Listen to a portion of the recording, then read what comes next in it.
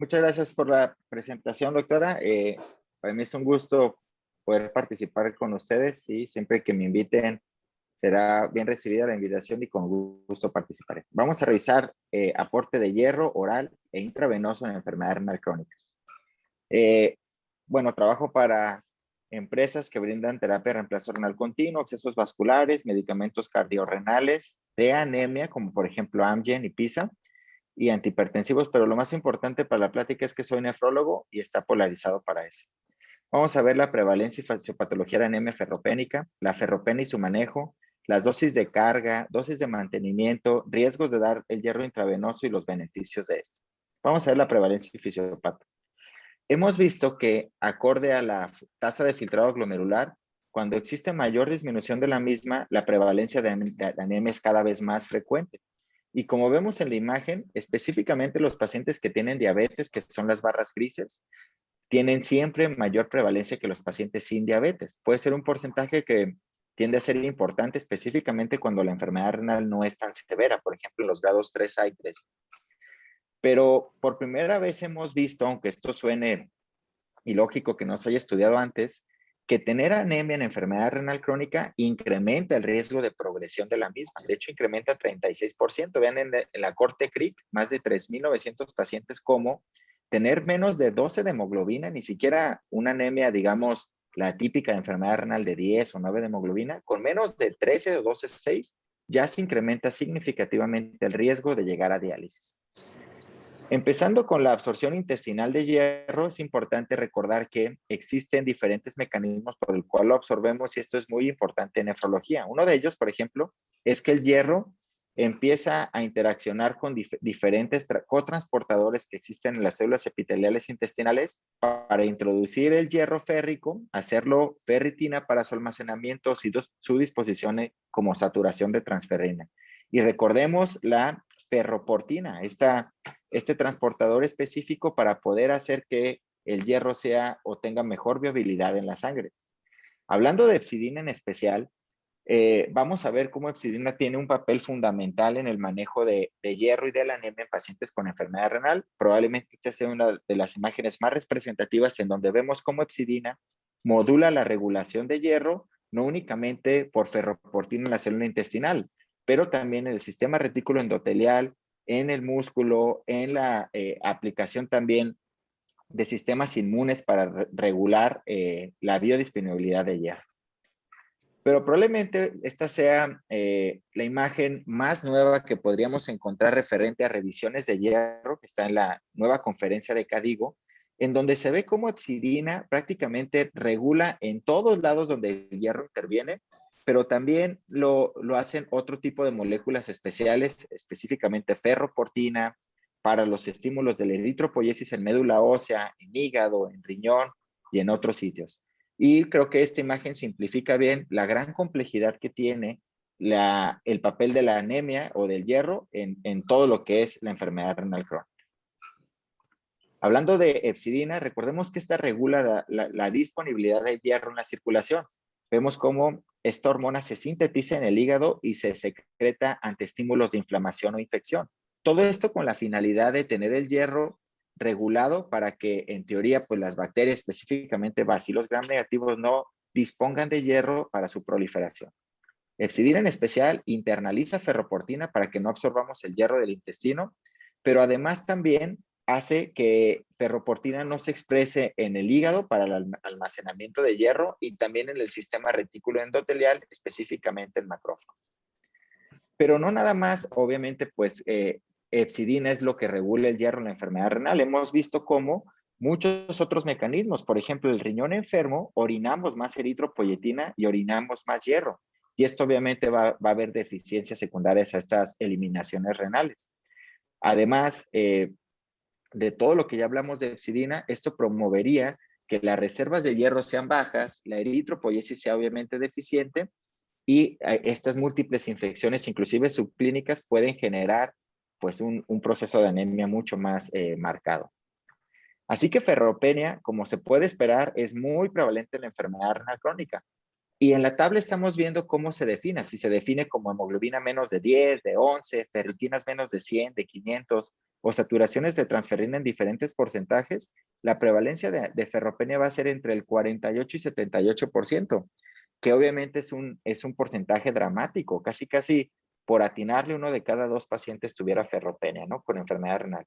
Y lo llamativo acorde a la tabla es que esta ferropenia es más frecuente aún en los grados más tempranos de enfermedad renal.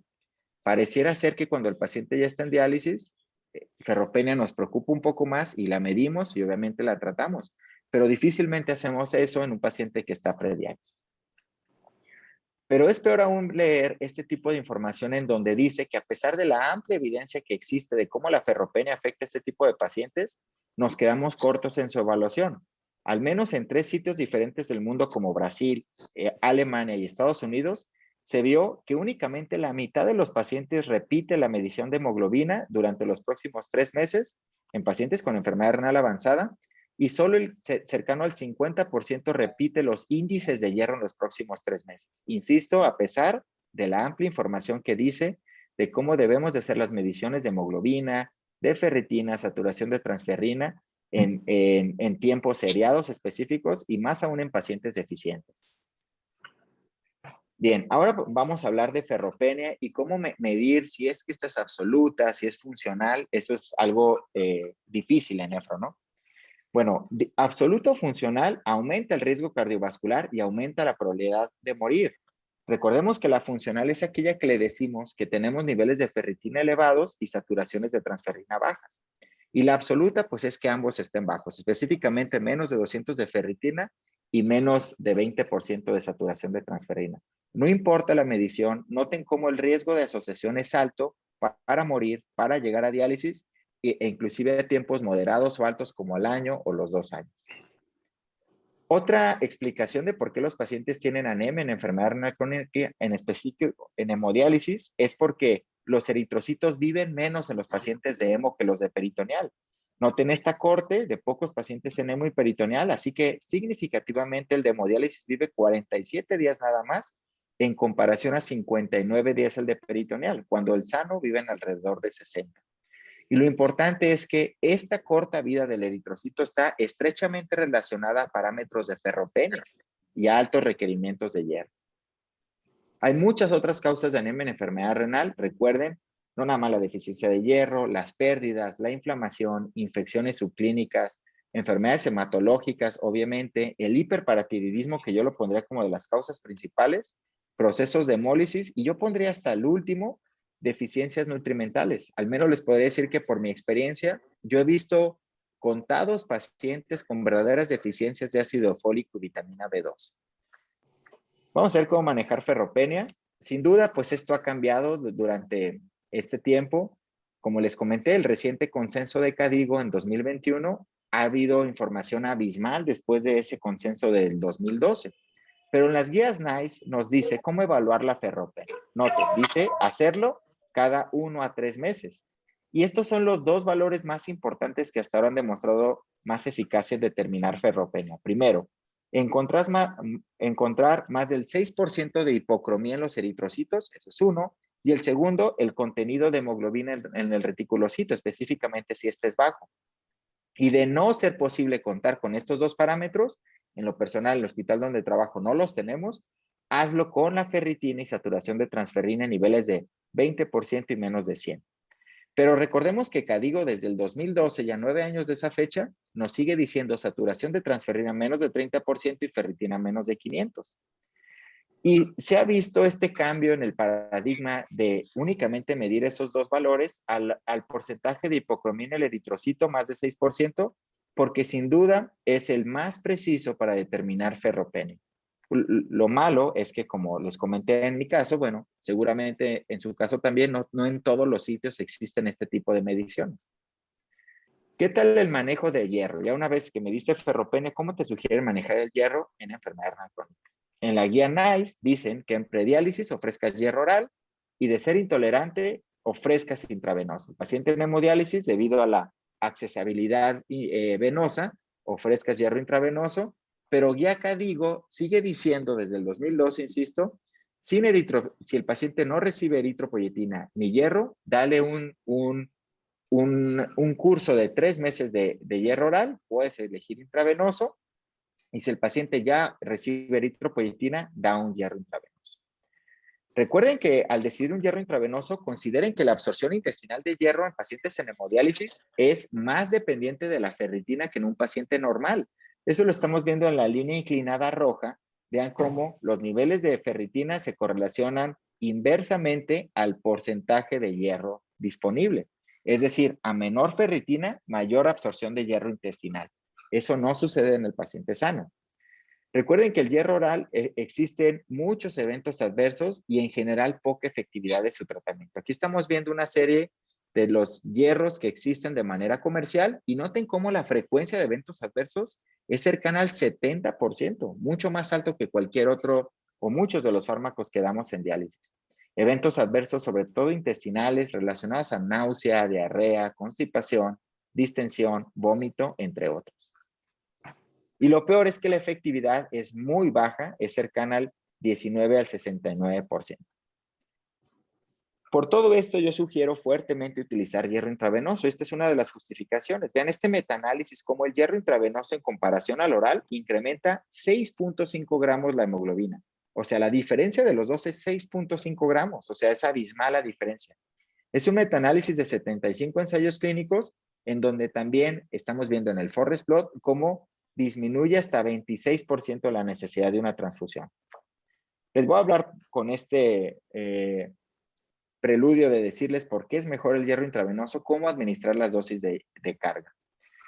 Uno de los racionales de utilizar hierro intravenoso es que evitaríamos ese paso negativo de hepcidina, uno de ellos, porque recuerden que hepcidina actúa en el duodeno en especial, internalizando ferroportina para que no absorbas el hierro del intestino. Así que si utilizas el intravenoso, prácticamente brincas ese primer paso de hepcidina, aunque no los otros, pues obviamente, así que tuvieras ferritina y saturación de transferrina en mayor biodisponibilidad. Bien, acorde a la fórmula famosa italiana, nosotros es lo que hacemos para hacer las cargas de hierro, esto es lo que se hace, ¿no? Lo que sugieren. Vamos a poner el ejemplo de un paciente de 60 kilos, donde tiene una hemoglobina bajita de 7.8 y queremos llevarla a 10, como dicen las guías CADIM. Ese paciente de 60 kilos se multiplica por una constante que es 2.3 y luego hacemos la fórmula para saber la deficiencia de hemoglobina. Esa fórmula es la hemoglobina meta contra la hemoglobina del paciente. La meta es 10, la del paciente era 7.8, por lo tanto esa resta me dio 2.2, ¿no? Y eso le sumo 500 a 1000 miligramos de hierro. Yo siempre lo hago con 500, pero lo pueden hacer en ese rango amplio. Estoy disecando la fórmula, así que la fórmula me dio 803 miligramos de dosis de carga de hierro. Eso lo puedo aplicar en una sola exhibición. Por lo tanto, existen diferentes hierros, por ejemplo, la carboximaltosa férrica, que sin duda es la más cómoda para aplicar. Me refiero cómoda porque aplicas lo que amerita el paciente, el gramo, gramo y medio, 2 gramos, en 15 minutos nada más. Así que pues suena, digamos, muy fácil, ¿no? Pero existen otros hierros, por ejemplo, el gluconato férrico, hierro dextran, entre muchos otros, como estamos viendo en la imagen. Y noten cómo todos ellos puedes aplicar unas dosis bastante generosas, 1 gramo, gramo y medio inclusive. Yo en mi hospital tengo hierro dextran, es el de bajo peso molecular, es el que aplico, yo aplico dosis muy altas, aquí dice 1 gramo, he aplicado 2 gramos y honestamente pues con muy bajo riesgo de complicaciones, acorde a lo que está publicado que les voy a demostrar en un momento más. ¿Qué tal si quieren encontrar información acerca de la inflamación que ofrecen diferentes hierros intravenosos? Este estudio de ratas evaluó los efectos hemodinámicos inflamatorios de distintos hierros, carboximaltosa, hierro dextran de bajo peso, de alto peso, gluconato férrico y hierro sucrosa. Todos ellos los encuentran en las barras de colores que están viendo acá. Primero noten cómo la sistólica prácticamente fue igual en todos los hierros, ligeramente inferior en el gluconato férrico. Vean ahora la expresión de TNF-alfa e interleucina 6. Pueden ver esa barra verde por arriba de todas las demás de manera significativa que expresa mayor inflamación el gluconato férrico. Simplemente es un estudio experimental, ¿no? Vean ahora, este ensayo clínico reciente del estudio FERWON-NEFRO evaluó si es seguro una dosis alta de hierro intravenoso en pacientes con enfermedad renal. Fue un ensayo clínico de más de 1,600 pacientes, la tasa de filtrado era 35, en donde se dio el hierro isomaltosa 1 gramo en una sola dosis o diferentes dosis dosificadas, pues en unas dosis hasta de 5 o 6. 8 semanas después, vieron las reacciones de hipersensibilidad, vean qué bajas son, 0%, la hemoglobina incrementa 1.2 y los eventos cardiovasculares fueron significativamente menores en el grupo que das una dosis alta. El incremento de hemoglobina, en ferritina y saturación de transferina fueron prácticamente iguales al término del estudio, que fueron 2 meses.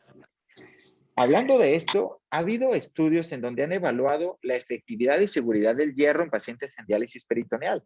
En este caso, daban unas dosis de hierro isomaltosa o ixodextran hasta de 1.5 gramos, o sea, muy grandes, pues. Y noten cómo la hemoglobina sube, la ferritina, como era de esperarse, obviamente, en estas dosis altas, aproximadamente 0.4 gramos en 80 días. Pero en rojo es lo más interesante que yo encuentro en este estudio.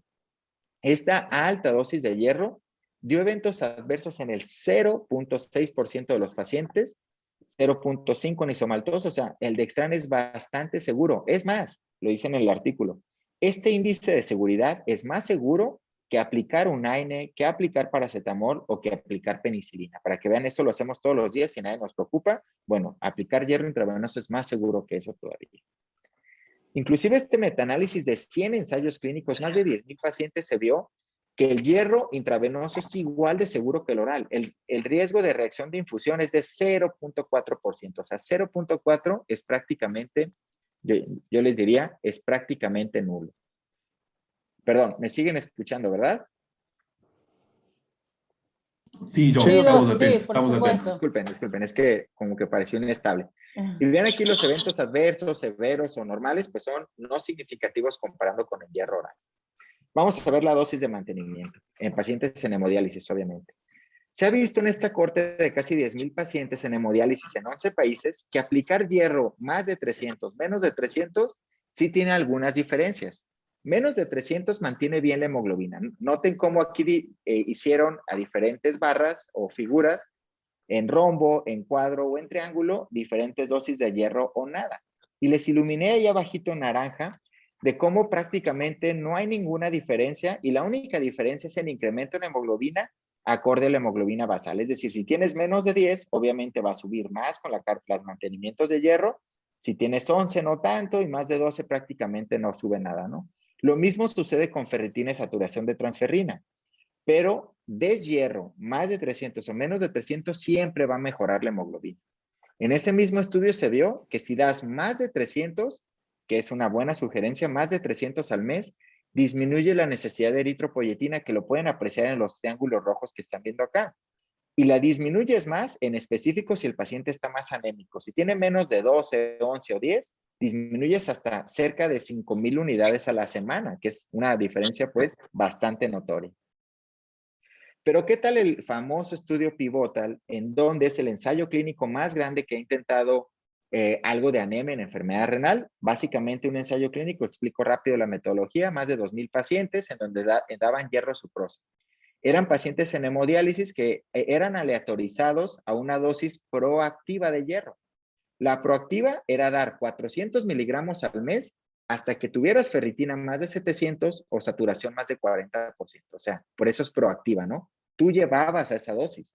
Contra una dosis reactiva, que era de dar desde 0 miligramos hasta 400, pero únicamente cuando tuvieras ferritina baja y saturación baja. Por eso era reactiva, es decir, tienes niveles bajos, reaccionas a mejorarlos, ¿no? Todos ellos bajo el objetivo primario de un evento compuesto, es decir, cualquiera de estos, infarto, EBC, falla cardíaca o muerte por cualquier causa, y objetivos secundarios, cualquiera de ellos solo o que recurriera.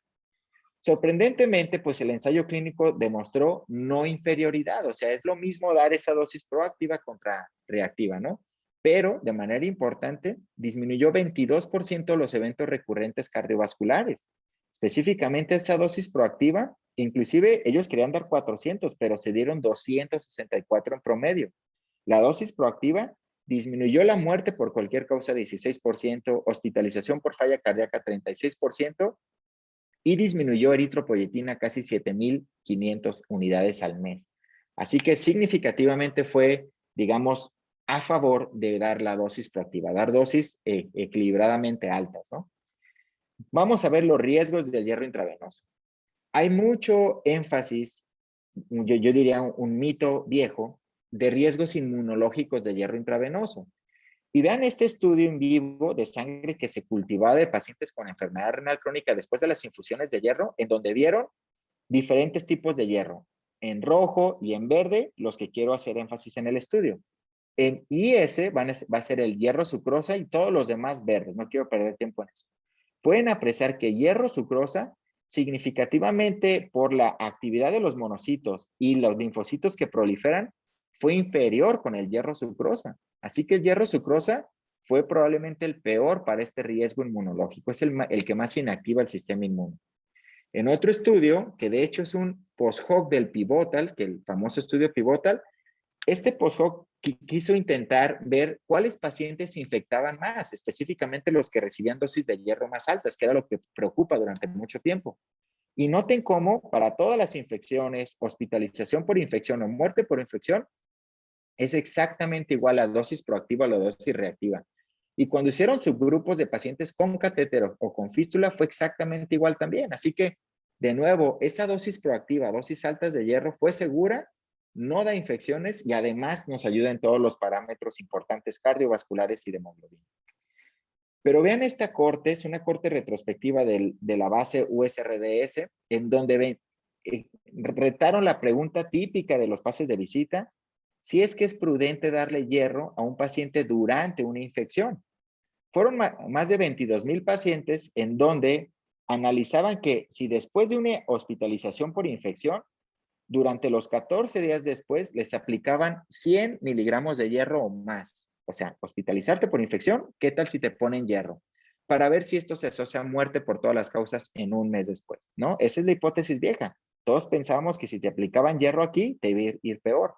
Y sorprendentemente el análisis sugirió que lo que hay es que inclusive disminuye el riesgo de muerte. Lo disminuye a un mes 14% y todas las causas 8%. Así que lo que hay es que es bastante seguro e inclusive te puede ayudar a morir menos. Pero hay metaanálisis, inclusive este que están viendo aquí, 5 ensayos clínicos en donde el hierro intravenoso u oral en críticamente enfermos, es otro grupo de pacientes, lo sé, no es enfermedad renal crónica, críticamente enfermos, no cambió la necesidad de transfusiones, la hemoglobina o la mortalidad, como lo pueden apreciar en los forest plot que están aquí abajo. Pero llama la atención que los autores dicen que fue un metaanálisis con mucha heterogeneidad y hay que tomar con precaución esta información. Pero ¿qué tal tratar la anemia ferropénica durante la terapia intensiva acorde a los niveles de hepcidina? Yo creo que esto sonaba lógico, ¿no? Estabas hospitalizado críticamente enfermo, veían cuánta inflamación había acorde a hepcidina y si es que eso valía la pena tratar. Bueno, hacerlo de esta forma disminuyó 56% el riesgo de morir. El ensayo clínico básicamente dividía pacientes en deficiencias absolutas de hierro, cuando la hepcidina era menos de 20, les aplicaban 1 gramo de carboximaltosa férrica, y decían deficiencia absoluta de hierro, cuando la hepcidina era de entre 20 y 40, aplicaban carboximaltosa más eritropoyetina.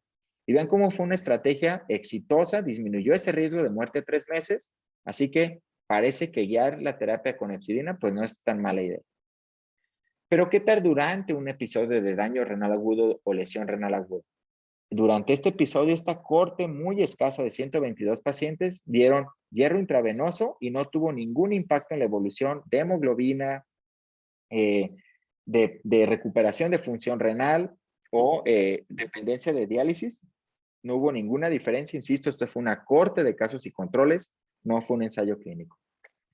Pero bueno, se ha visto que para aquellos que les preocupen los niveles de ferritina durante infección o inflamación en pacientes en hemodiálisis, el estudio DRIVE 1 y DRIVE 2 demostraron que si en esos pacientes les damos una dosis alta de hierro, inclusive en ferritinas de 770, el 46% va a responder a esta dosis alta de hierro y va a mejorar su hemoglobina. Esa mejora de hemoglobina es 1.6 gramos más. Bien, el estudio DRIVE 2, que es prácticamente el mismo estudio, pero con un seguimiento más largo, demostró exactamente igual, que la dosis de hierro, dando esta dosis de eritropoyetina, de hierro, perdón, va a disminuir la eritropoyetina hasta 7,500 unidades semanales. Noten que obviamente esto sería un gran beneficio para pacientes en hemodiálisis, para que no nos preocupe dosis o tener ferritinas tan altas. Probablemente 700 o 800 sea un nivel seguro para aún así poder pasar hierro. Es importante hablar de la resistencia a eritropoyetina, la cual se asocia fuertemente a ferropenia. Noten cómo esta ferropenia que a veces nos da grandes problemas para la resistencia a la eritropoyetina, yo les sugiero fuertemente, después de evaluar muchas otras causas, siempre enfocarse en ferritina y saturación de transferrina. Noten cómo esos pacientes que son hiporrespondedores a eritropoyetina significativamente tienen niveles más bajos, para que nunca olvidemos en resistentes asegurarnos que tengan niveles óptimos de hierro. Bien. Pero existe yo diría, esta controversia entre los niveles altos de ferritina y aplicar hierro, ¿no?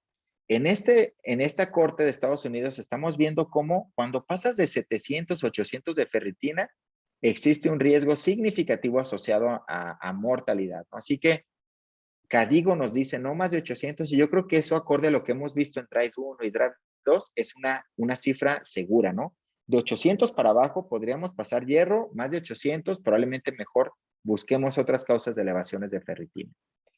Pero vean, cuando tengan un paciente ahí difícil de ferritina, difícil de evaluar si la ferritina es por inflamación, es por verdaderamente altas dosis de hierro que le hemos aplicado, hagan estas evaluaciones. Yo creo que fueron muy útiles para mi práctica. Aquí es cómo interpretar ferritina en inflamación e infección. Primero, la ferritina suele elevarse 3 veces más su valor ante una infección.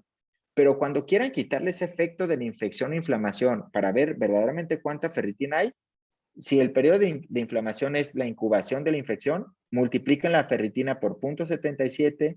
Si es en los primeros días de la infección, multipliquen ferritina por 0.53. O si van tardíos en la infección, multipliquen ferritina por 0.75. Y como punto importante, ferritina no se incrementa en una infección si hay ferropenia. Se ha visto que en hemodiálisis aplicar niveles altos de hierro, específicamente más de 5.5 miligramos kilo-mes, se puede asociar a riesgos de hospitalización, pero fue una corte vieja que honestamente ha sido desvirtualizada en exámenes, en este metaanálisis, por ejemplo, un metaanálisis de 7 ensayos clínicos en donde se vio que aplicar más de 400 miligramos de hierro al mes es bastante seguro. Noten cómo para mortalidad o para infección no pasa absolutamente nada. Yo no aplico más de 400 miligramos al mes. Lo que yo hago es poner alrededor de 100 o 200 miligramos cada 2 semanas. Vamos a ver por último los beneficios de hierro intravenoso. No hay duda, el estudio famoso AFIRM-HF,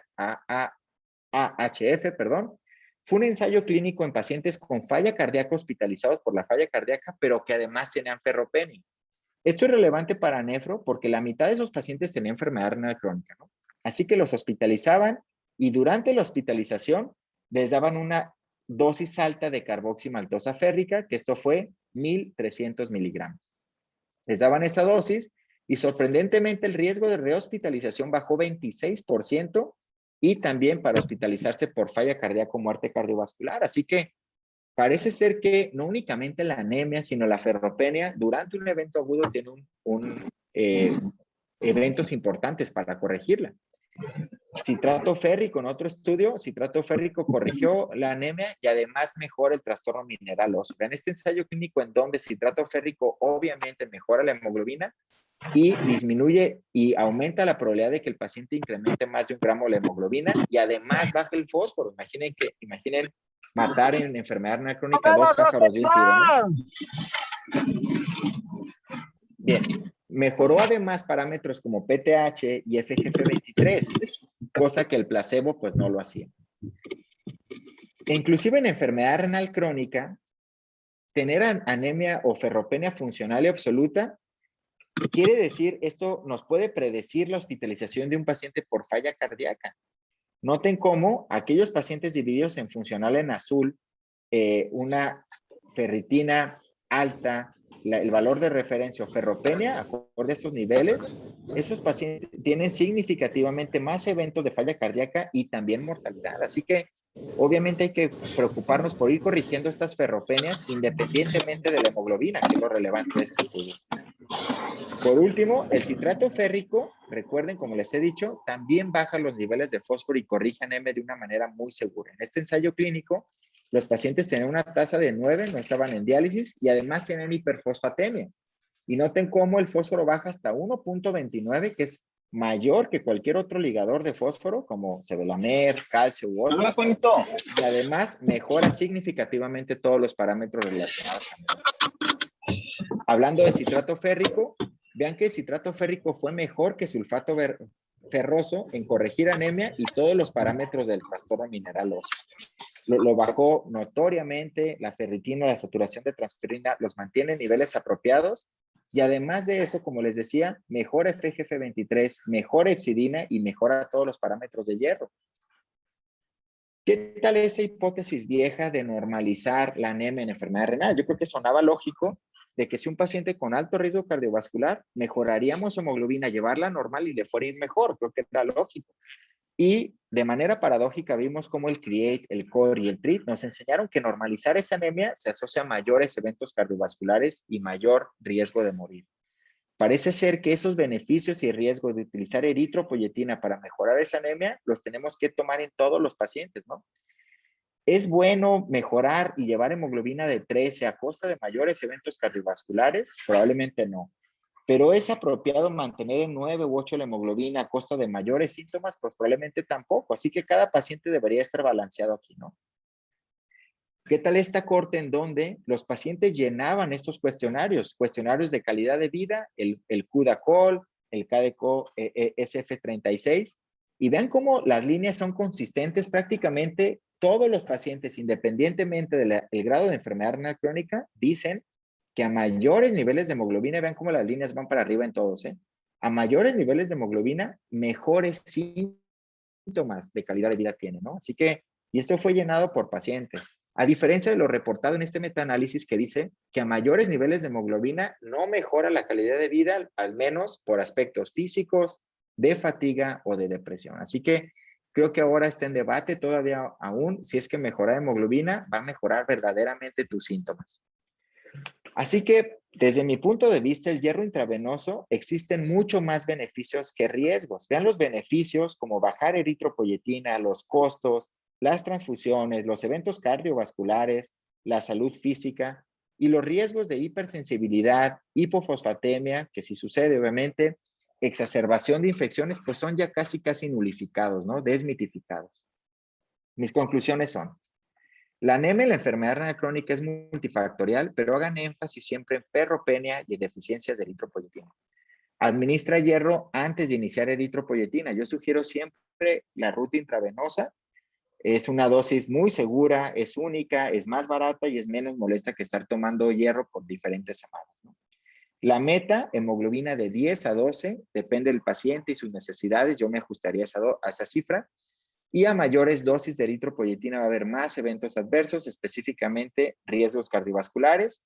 Y sin duda que los nuevos medicamentos para manejar anemia se van a perfilar como los mejores, como el citrato férrico, carboximaltosa férrica y los estabilizadores del factor inductor de hipoxia.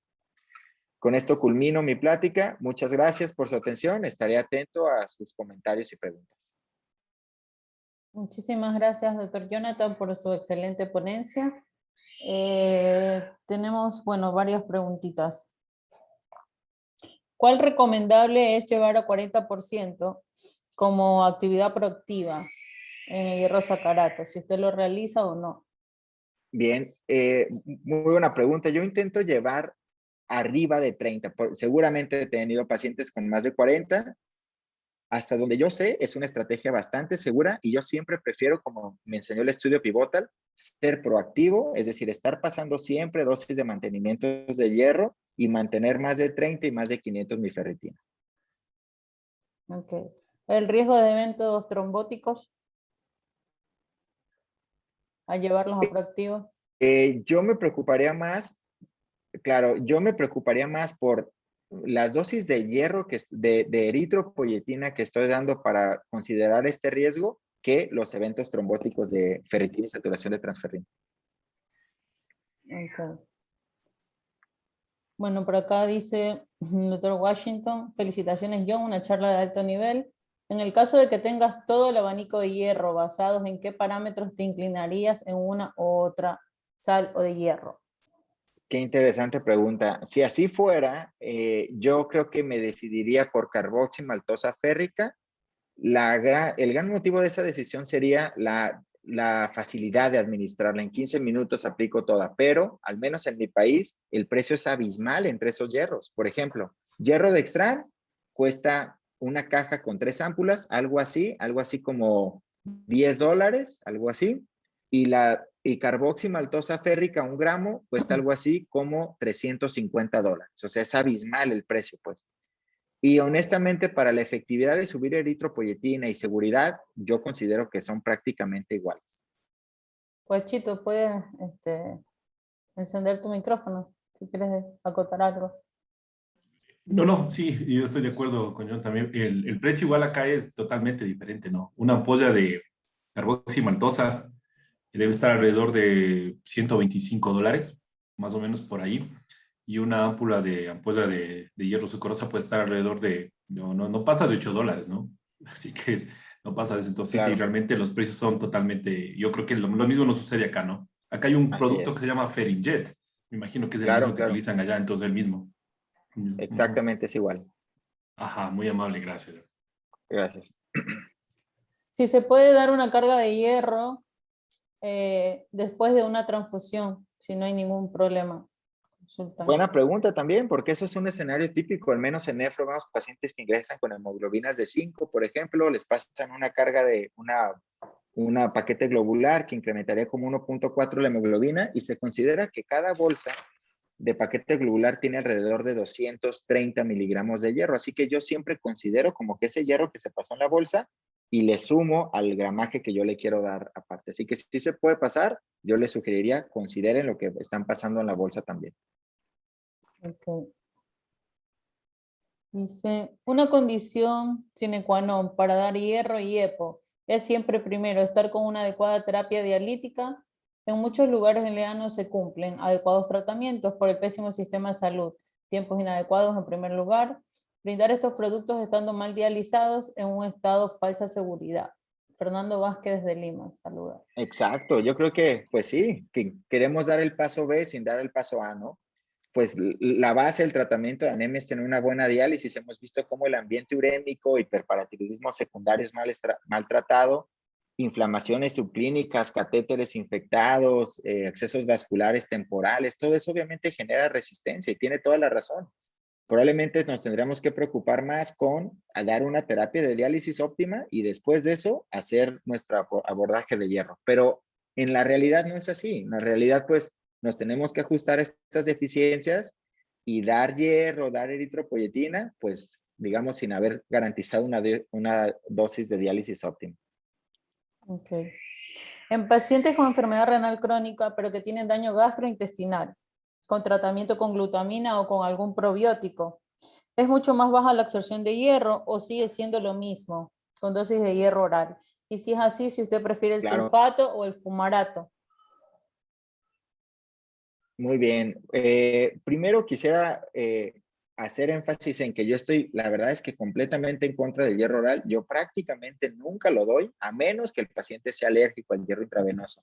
Y menos en un paciente en diálisis, ¿no? Me aprovecharía de su vía intravenosa si es hemo para aplicárselo o en sus consultas de seguimiento a los de peritoneal para darle una infusión que seguramente va a ser cada 6 a 8 meses.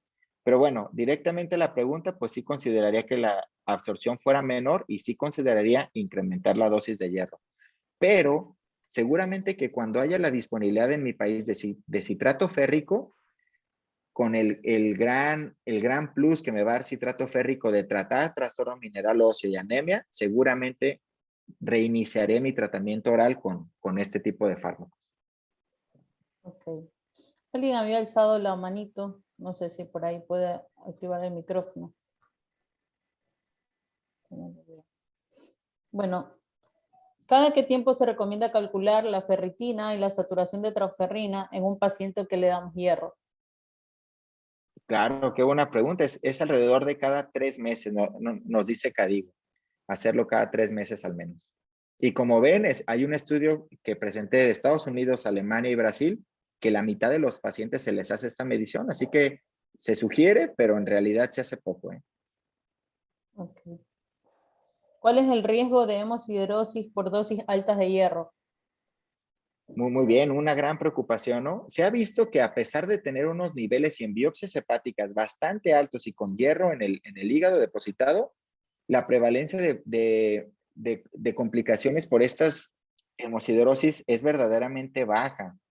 ¿Creen que hay algo del ambiente urémico que evita que tengas estas cargas tisulares de hierro? Pero creo que es un tema que no se ha explorado apropiadamente. Okay. En pacientes que tienen anemia asociada a enfermedad renal crónica, en los que tienen esa anemia clásica de normo-normo, ¿cuánto tiempo es adecuado para continuar la terapia de EPO? Y si la eritropoyetina en este caso no funciona, ¿qué hace usted en particular? Muy bien.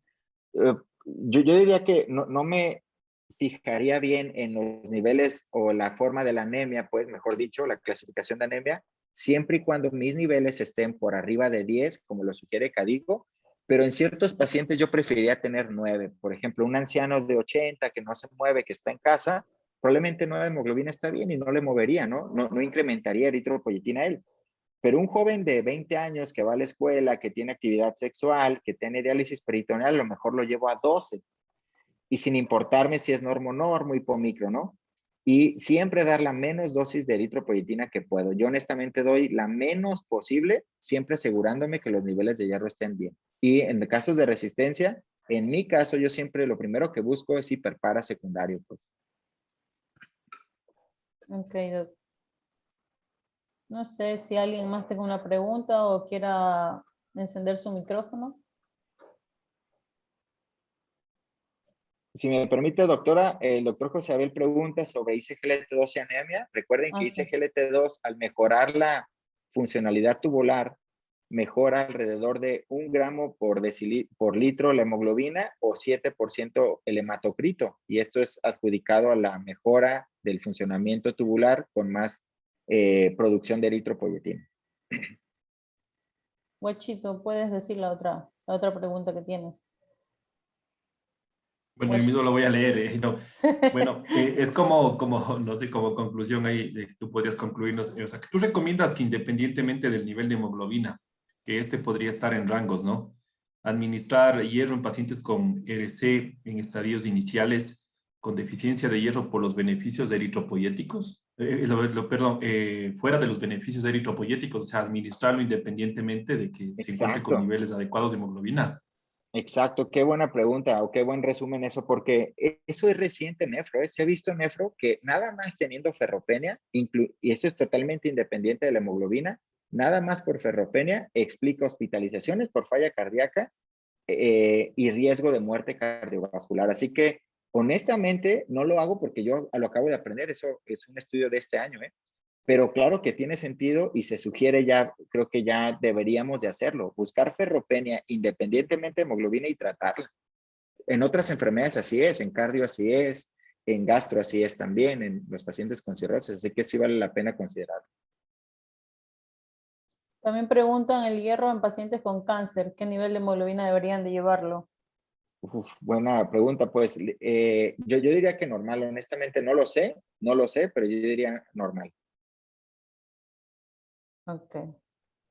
Y bueno, un poco relacionada ya a la pregunta de Guachito, habían hecho la misma por interno, de un paciente con buen hierro, con EPO, con transfusión adecuada, con buena nutrición, con buena diálisis, con suplementos de vitamina D, de coadyuvantes. ¿Qué más se le puede ofrecer a este paciente? Muy bien, yo diría todo excepto vitamina D. Yo soy estoy completamente escéptico con vitamina D, yo no la doy nunca para nada. Todo lo demás, pues sí, asegurarme hiperpara secundario, eso yo lo veo con mucha frecuencia. Okay, no sé si se queda. No, en relación a una pregunta hasta que Eve busque, en relación a HDF versus hemodiálisis, en relación a mejora de la anemia, ¿existe algún tipo de membrana que te ayude o simplemente es la pura técnica la que te ayuda a mejorar la anemia? Claro, que yo sepa es la técnica nada más, hemodiafiltración ahí por esta teoría de la convección, que pues también no ha sido muy consistente, pero yo creo que sí es la mejor técnica. Y parte de los parámetros de mejora son estos: el manejo de eritropoyetina, reducción de eritro, mejoría del manejo de anemia en general. Listo. ¿Por qué no vitamina D?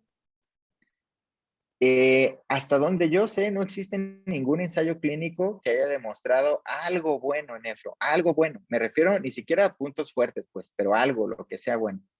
Creo que no es lo mismo tener niveles de vitamina D bajos, que todo lo malo sucede, infección, muerte, cáncer, todo lo malo sucede con vitamina D baja, pero no es lo mismo que si la reponemos vaya a mejorar, que eso es lo que soy escéptico. Hasta donde yo sé, pues no hay datos para sustentar eso. Ok. Hay una más por aquí. El corte de tiempo que utiliza para corregir la ferritina en un proceso infeccioso. Bien. Es un reto siempre eso, ¿no? Yo lo hago en el momento, pues cuando hay un proceso infeccioso, sé, y honestamente lo he leído con la intención de buscarlo, que cuando haya bacterias que consumen hierro, en específico bacilos gram negativos, es donde existe cierto temor, y estudios experimentales que dicen que si aplicas hierro ahí, puede ir peor, estudios experimentales. Pero como mencioné, el estudio pivotal y esa corte del USRDS no demostraron que si das hierro en infección te vaya mal, hasta te puede ir mejor. Así que yo no me fijo si la infección, cómo va la infección. Es más, no considero ya eso. Yo pienso que hay deficiencia y paso hierro independientemente de la infección. Ok. En caso de no tener perfil de hierro en paciente con enfermedad renal crónica, ¿podríamos dar carga de hierro y ver respuesta simplemente? Qué bien, yo eso hago siempre, ¿eh? Mi hospital es un hospital público en donde pedir ferritina y saturación de transferrina muchas veces le cuesta a los pacientes. Si es un paciente que nunca ha visto un nefrólogo, que es la primera vez que llega, que tiene hemoglobina de 7, que nunca ha tomado hierro, como les puse, hay un estudio que dice que hasta el 78% tiene ferropenia, pues me la juego y lo trato. Creo que le ayudo más tratándolo que no tratándolo, a pesar de no tener los niveles. No es lo ideal, pero pues es lo que pasa en el día a día en mi hospital. Refieren a aquellos pacientes con enfermedad renal crónica en UCI por sepsis. ¿El uso de peritropoyetina para cuándo lo da? Sí, ha habido incluso estudios experimentales que habían dicho que en ese tipo de pacientes incrementar o dar dosis muy altas de eritropoyetina pudiera ser favorable, y otros que dijeron que no. Yo creo que ahorita no es apropiado. Yo creo que no estamos en un momento de dar eritropoyetina con esa intención. Yo mantendría la dosis habitual que tenía el paciente si es que la tenía, y si no, le diera la dosis habitual, empezar por los 50 unidades por kilo. Okay. Algo más. En caso de no tener perfil de hierro en prescripciones, podríamos dar carga de hierro de respuesta. Ya está. Es lo que hago. Ajá. El fumarato ferroso tiene 66 miligramos de hierro elemental. La indicación de 1 cada 8 para aportarle 200 miligramos al día. ¿O debemos considerar algún aporte de la dieta? Sí, pues no, yo no lo hago honestamente. No veo que haya mucha sugerencia de los expertos hacia el motivo también de dar más aporte en lo de la dieta. Y sí tiene razón, esa es la dosis que se sugieren a aquellos que quieran dar oral, alcanzar los 200 miligramos al día, es decir, 1 cada 8, así es. Ok. Bueno, esas son todas las preguntitas que teníamos por ahí, Doc. Qué buenas Muchísimas preguntas, la verdad. gracias. Muchas gracias por estar. Esperemos. Hay una que se me está quedando, Eve. Ya. Es la masa muscular y hierro en pacientes con enfermedad renal crónica. ¿Qué opinan? ¿La masa muscular, dijiste? Sí, como masa muscular, de pronto en aquellos pacientes con enfermedad renal crónica, ¿te ayuda o no te ayuda el suplementar el hierro ayudando a la masa muscular? Claro, claro. Suponemos que sí, ¿no? También. O a la inversa, ¿no? Eso sería un fuerte subrogante de un síndrome de desgaste energético proteico, que sin duda es otra causa de resistencia a eritropoyetina también. Yo sí la consideraría también. Se nos queda uno importante también. Por ahí Harold pregunta, COVID y anemia. COVID y anemia en Súper IRA. difícil, ¿no? Claro, el gran problema de dar eritropoyetina ahí con la protrombosis que tiene COVID, y a lo mejor lo que le puedes añadir con eritropoyetina. Yo lo haría, nunca he leído que no hacerlo, y trataría esta anemia de manera habitual, como cualquier paciente críticamente enfermo, no tendría prisa si es más de 7, y de empezar con evaluar ferropenias, dar hierro y eritropoyetina acorde a la necesidad.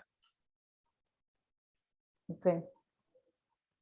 Y en el síndrome de malnutrición y inflamación, ¿se debe suplementar? Claro, si hay necesidad, sí, me mediría ferritina y saturación, tomaría la misma consideración, pero sí tomaría en cuenta que ese síndrome es una causa frecuente de resistencia a eritropoyetina por la alta inflamación que genera. Ok. Bueno, creo que están todas. Muchas gracias, doctor Jonathan. Esperamos tenerlo en los próximos webinares. Será Un gusto para mí. un honor volverlo a escuchar.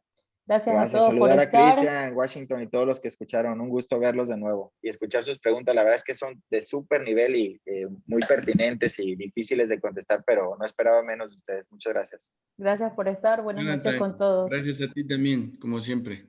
Hasta luego, un gusto. Hasta luego. Chao. Chao. Buenas noches. Muy amable, gracias.